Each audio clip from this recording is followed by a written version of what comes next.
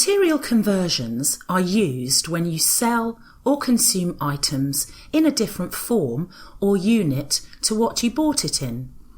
In this module, learn how to complete a material conversion. Head to Materials under the Global Settings tab. In this example, we're going to take this material item number 6 flat washer pack of 50 and convert it into packs of 10. The pack of 50 that we've purchased from our supplier is what we call the parent item, and the pack of 10 that we will sell to customers is referred to as the child item.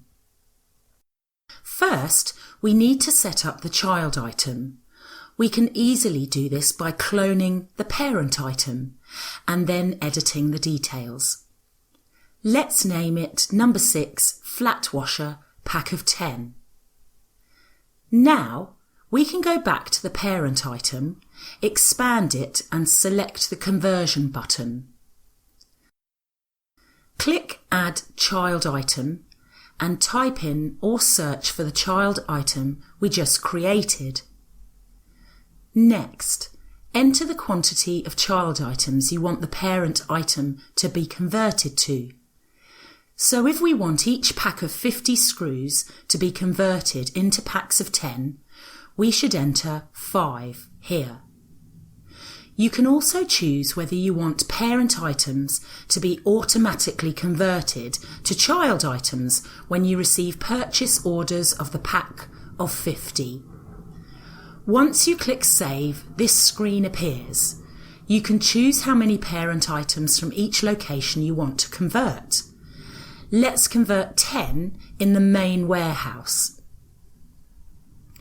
After clicking Convert, go to your child item in the materials list. The stock level has changed from 0 to 50 because we converted 10 packs of 50 screws into 50 packs of 10 screws. The parent item stock level will also change based on how many were converted. In summary, material conversions are done when you want to sell or consume items in a different form or unit to what you bought it in. Parent and child items must be set up as 2 separate material items before beginning a conversion. Use the conversion button to select how many child items each parent will be split into and how many parent items you want to convert.